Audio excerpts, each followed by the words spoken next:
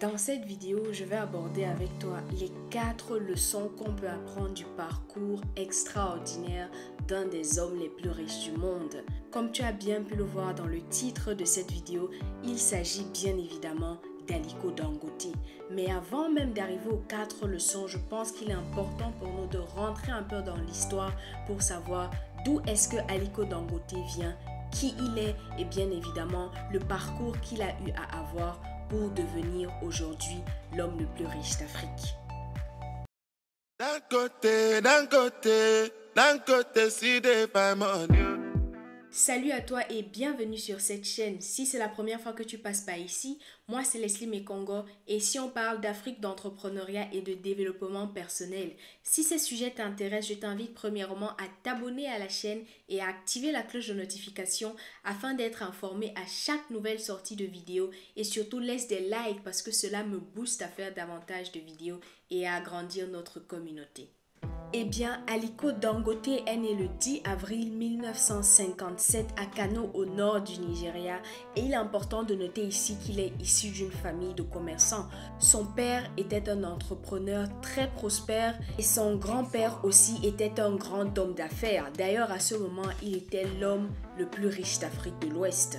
Malheureusement pour Aliko Dangote, son père meurt alors qu'il n'a que 8 ans. C'est donc comme ça que son grand-père le prend sous son aile et il fait donc ses études primaires et secondaires dans son village natal à Kano. Après ses études, il obtient un visa pour l'Égypte où il va bien évidemment poursuivre ses études supérieures. Et à la fin de ses études supérieures, Aliko Dangote décide de revenir au Nigeria et à son retour, il travaille donc pendant quelque temps avec son grand-père. Après quelques mois de travail avec lui, il lui demande un emprunt de 500 000 naira, prêt bien évidemment que lui accorde son grand-père et en plus de cela, il lui donne 3 camions de ciment. C'est donc comme ça qu'Aliko Dangote va à Lagos et ouvre son entreprise de transport de ciment. Il obtient donc une licence en importation de ciment. Et les choses ont tellement bien marché pour lui qu'en moins d'1 an seulement, il a pu rembourser la dette des 500 000 naira qu'il avait pris à son grand-père. À ce moment-là au Nigeria, il est important de noter que la situation économique du pays n'était pas stable. Il y a des militaires qui arrêtaient des entrepreneurs et des hommes d'affaires et c'est donc comme ça qu'Aliko Dangote a su profiter de cela et il a donc diversifié ses revenus dans les domaines où les responsables étaient absents, notamment dans le domaine du sucre, du riz ou encore de la farine. Après cela, Aliko Dangote fait un déplacement au Brésil et arrivé là-bas, il découvre l'industrialisation qu'il y a au Brésil. Et en revenant au Nigeria après ce voyage, il n'a plus jamais été le même. Il est quitté du statut de simple commercial à celui de géant de l'industriel. C'est donc comme ça qu'il ouvre sa première entreprise de raffinerie de sucre, la Dangote Sugar Refinery, pour pouvoir fournir, n'est-ce pas, les compagnies de soda, de brasserie et les confiseurs du pays. En l'an 2000, Aliko Dangote achète sa première usine de ciment et 3 ans plus tard, il en achète encore une autre. Les 2 usines de ciment qu'il a eu à acheter ont été rachetées à l'État dans un contexte de privatisation. Et tenez-vous tranquille, 4 ans après seulement, Aliko Dangote, nous sommes là en 2007, est à la tête de 13 sociétés. C'est donc comme ça que ces différentes sociétés font leur entrée à la NSE, qui est la Nigerian Stock Exchange, avec une valeur de part estimée à 10 milliards de dollars. En 2013, le groupe Dangote possède la plus grande usine de l'Afrique subsaharienne, avec des montants estimés à 10 milliards de dollars aussi. Toujours cette même année-là, il a investi dans la construction d'une raffinerie de pétrole d'une capacité de 400 000 barils par jour. Le coût total, 8 millions de dollars. En 2014, il est le premier homme d'affaires noir à franchir le cap des 25 milliards de fortune. Aujourd'hui, il est l'homme le plus riche d'Afrique. Après avoir résumé comme ça la vie d'Aliko Dangote, le plus important ici n'est pas sa fortune, mais plutôt le fait qu'il ait pu construire un énorme empire. Qu'est-ce qu'il a mis en place pour pouvoir atteindre un tel niveau de réussite? Et qu'est-ce que toi, tu peux prendre de ce qu'il a fait pour pouvoir l'implémenter dans ta vie? Je vais donc partager avec toi les 4 leçons à apprendre de la vie d'Aliko Dangote. La première leçon, Avoir un but. Très souvent, on dit un objectif sans plan n'est qu'un souhait. Quel est ton but? Tu dois avant tout te poser cette question. Très tôt, Aliko Dangote a su se fixer un but. Et cela se traduit dans cette phrase dite de lui, je cite, « Je veux qu'on se souvienne de moi comme le plus grand industriel de l'Afrique. » Et c'est ce but qu'il poursuit chaque jour au quotidien, sans relâche et avec passion. Et il faut le dire, Aliko Dangote est passionné par ce qu'il fait. Dans le choix de ton but, tu dois te poser la question, qu'est-ce que tu aimes faire? Qu'est-ce qui te passionne? Quelle est l'activité que tu fais et pendant laquelle tu ne vois même pas le temps passer? Il y a cette phrase que j'aime bien, effectue un travail que tu aimes et tu n'auras jamais à travailler dans ta vie. Dans les années 1980, il y a un chercheur du nom de Skrully Blotnick qui a fait une expérience avec un groupe de 1500 personnes. Alors, dans cette expérience-là, il y avait 2 groupes et ces personnes-là devaient répondre à cette question. Dans ton aspiration à la richesse, vas-tu poursuivre premièrement l'argent ou bien ta passion? Figurez-vous qu'il y a eu 1245 personnes qui ont dit qu'ils choisiraient d'abord la richesse et feraient ce qui les plaît par la suite. Dans le groupe B, il y avait 255 personnes qui ont dit qu'ils choisiraient d'abord leur passion en espérant que l'argent viendra plus tard.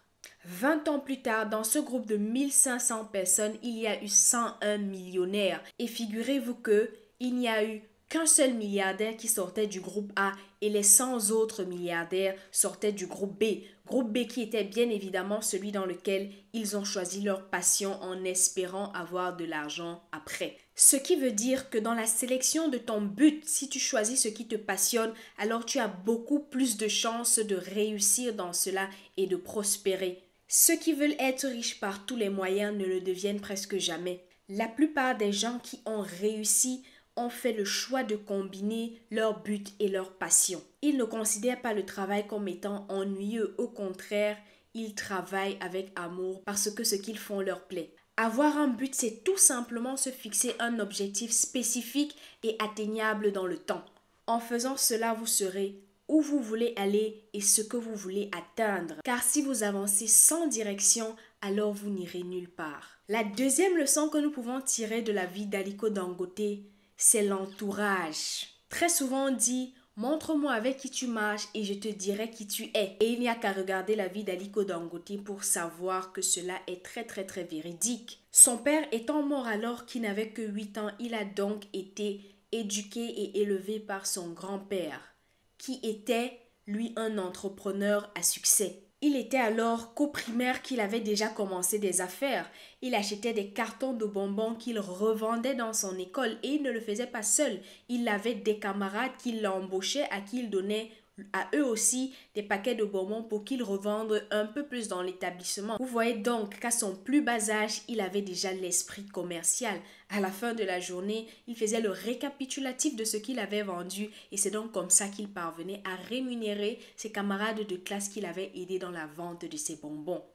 Et il ne s'est pas arrêté là. Après ses études en Égypte, il est revenu au Nigeria travailler avec son grand-père qui, à cette époque-là, était l'homme d'affaires et l'entrepreneur le plus riche d'Afrique de l'Ouest. Il a donc pu apprendre tous les secrets et astuces du business. Mais Aliko Dangote n'était pas le seul. Il avait des frères, il avait des sœurs, mais qui n'ont pas forcément eu le même succès qu'il a aujourd'hui. Tout ça pour dire que des personnes peuvent avoir les mêmes avantages, mais n'en sortiront pas forcément tous vainqueurs.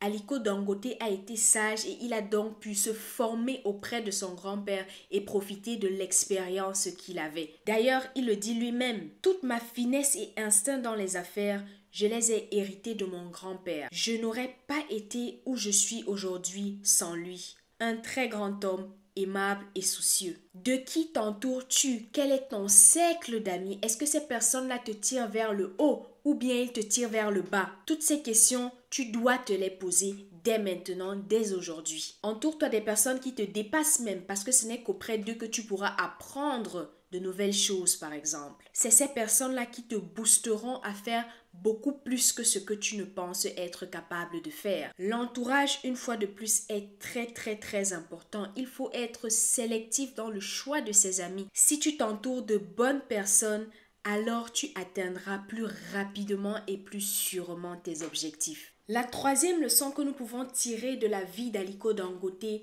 c'est le travail dur. Alors, la plupart d'entre nous ont tendance à penser que les personnes riches sont des personnes qui ne travaillent pas. Ce sont des personnes qui se lèvent à 11 heures du matin, qui sont tout le temps en train de chiller, qui sont tout le temps sur les bateaux, sur les yachts pour profiter de la vie, qui arrivent au travail à 15 heures parce qu'ils ont déjà eu à déléguer les tâches que les employés vont faire. Mais en réalité, ce n'est pas du tout le cas. Si vous vous rapprochez par exemple d'un chef d'entreprise ou encore d'une personne riche, vous allez très vite vous rendre compte que vous êtes loin de la vérité.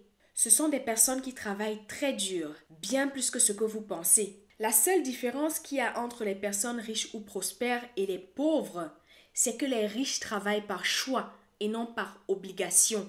Aliko Dangote travaille par choix. Il travaille parce que ce qu'il fait le passionne. Il travaille parce qu'il aime ce qu'il fait. Contrairement à une personne qui travaille par obligation, prenons le cas d'un employé. Un employé ou encore un salarié travaille par obligation. Il est obligé de se lever chaque matin pour aller bosser parce que s'il ne le fait pas, il est foutu. Il n'aura qu'à regarder son compte bancaire à la fin du mois pour se rendre compte à quel point il est dans la merde. On a eu à poser la question à Aliko Dangote de savoir combien d'heures est-ce qu'il travaille par jour et figurez-vous, il travaille 18 heures par jour. I think I work at least 18 hours a day. Okay. Wow. Yes, 18 heures par jour, c'est énorme. Quand on sait qu'on n'a que 24 heures dans une journée, on fait rapidement le calcul et on voit qu'il n'a que 6 heures où il a du temps pour lui. Dans ces 6 heures-là, il doit dormir, il doit manger, il doit se déplacer. Vous voyez donc que toute sa vie, en fait, il la passe dans ces différentes activités. Et c'est normal, Aliko Dangote n'est pas à la tête d'une seule entreprise ou de 2 entreprises ou même encore de 3 entreprises. Aliko Dangote, c'est beaucoup d'entreprises au Nigeria et pas que. Dans la plupart des pays subsahariens, tels que le Cameroun par exemple, il a aussi des entreprises. Et vous croyez qu'avec ces nombreuses entreprises, il va se permettre de dormir? Non, pas du tout. Il a des milliers d'employés sous sa responsabilité et donc il doit s'assurer que le boulot soit bien fait. Et pour cela, il se donne à fond. Donc, si toi aussi tu as un rêve, si toi aussi tu as des objectifs, combien de temps est-ce que tu investis dans cela? Comme un chanteur l'a dit, la vraie magie, c'est le travail. La quatrième leçon que nous pouvons tirer de la vie d'Aliko Dangote, c'est l'amour de son pays, l'amour de l'Afrique. Aliko Dangote, c'est quelqu'un qui aime profondément le Nigeria. D'ailleurs, il le dit dans une de ses interviews comme d'habitude, rien ne peut plus aider le Nigeria à se développer que des Nigérians qui ramènent leur argent pour investir au Nigeria. Oui, l'objectif a été dès la base pour lui d'investir dans son pays. Et il pense que les Africains de la diaspora devraient revenir et investir dans leur pays d'origine et ainsi contribuer à l'économie de leur pays. Il a une grosse partie de ses entreprises qui sont au Nigeria et il continue encore aujourd'hui pour que le plus de Nigérians possible soient touchés par ses services et par ses produits. Et d'ailleurs, il le dit, si vous me donniez 5 milliards de dollars, je ne les investirais pas à l'étranger, j'investirais tout ici au Nigeria. Parce qu'il croit en son pays et surtout il croit aussi que c'est possible de réussir en Afrique. Et au vu de l'impact qu'il a aujourd'hui, il parvient à résister à des multinationales. Et à travers ces multiples entreprises, bien évidemment, il crée de l'emploi à des milliers de Nigérians. Mais aussi, il réduit le coût d'exportation de son pays parce qu'il produit sur place.